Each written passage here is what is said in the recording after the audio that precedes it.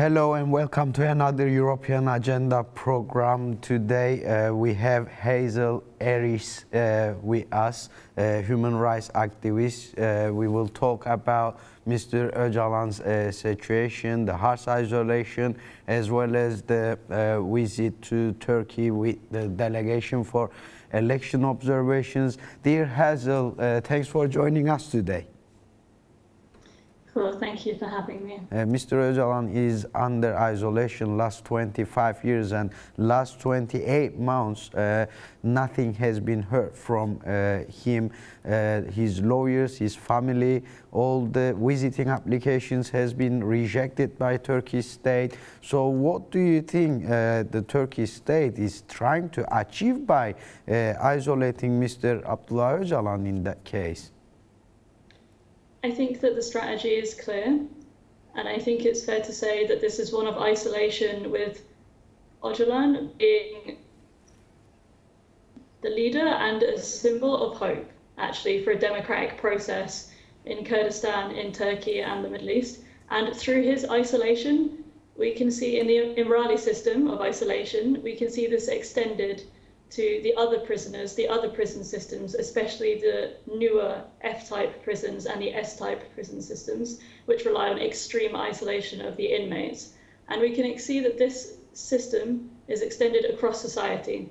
So the arrests of the lawyers, academics, cultural workers, campaigners, women's rights activists, all of these people who are arrested as well, this is to break the bonds within society, the bonds within families, and the ability to act and create a democratic process and freedom of expression, a democratic expression for the Kurdish people, but not only the Kurdish people, actually.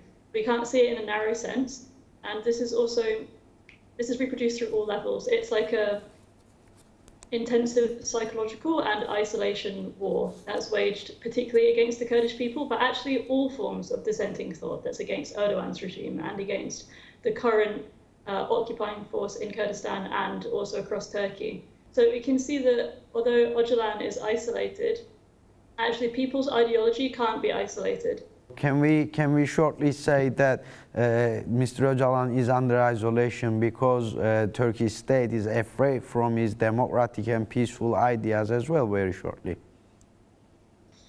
Yes, because we can see that the current ruling alliance is completely against something that's an alternative to how it reproduces the wealth of the nation state system. Actually, Öcalan's ideology stands for everything that's against these things. And unfortunately, these ideas have not been able to be truly put into practice, although in many ways they are on a grassroots level. But every time these ideas from Öcalan and from the movement are put into practice, the state creates a condition against the people implementing them. Okay, could you please also evaluate how important is freedom of Mr. Abdullah Öcalan for Turkey as well as for the region as well, for peaceful and democratic solution to the Kurdish question? Do you think Mr. Öcalan has a key role to play in that case?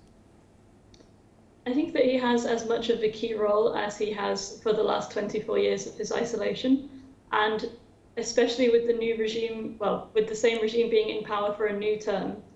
Unfortunately, for the people of Turkey and for the people of the Middle East, it's actually more necessary than ever, because the economic problems, for example, are not going to magically disappear, especially under Erdogan's rule. The tensions and the war conditions are also not going to simply disappear.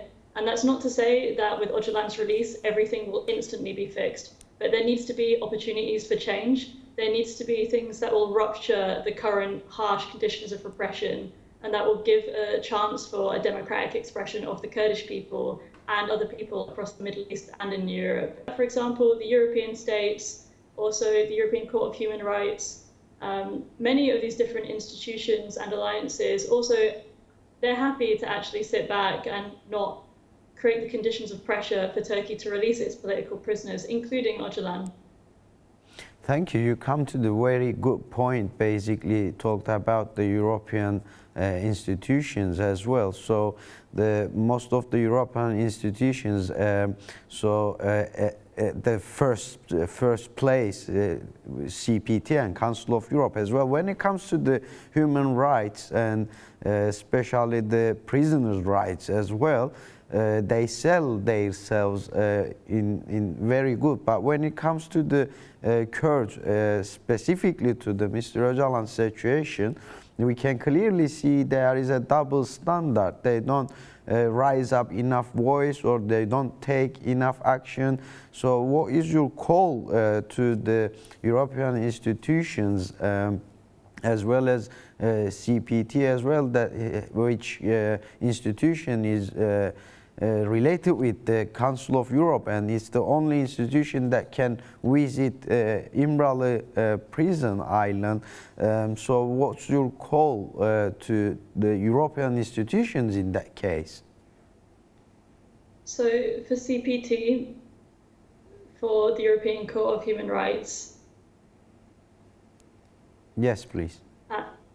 And for actually all of the institutions that have an ability to act, they need to enact a much more forward policy, and they need to actually implement what they say that they will do. Not only Öcalan, but for example, Selahattin Demirtas. Actually, there's been at least 2 rulings in the European Court of Human Rights that say that he is unfairly detained. But they haven't found a way to actually effectively implement this type of policy that says this is unfair. And especially in the case of Turkey, we can see that, for example, billions of dollars of support have gone to Turkey, especially after the incredibly devastating earthquake that claimed at least 50,000 lives, but we know that it was also much more. Billions of dollars were donated, and the European states are not following up where the money goes. There's many ways, actually, that they could create a much higher pressure on Erdogan and on Turkey to be able to see actually what policies are they implementing.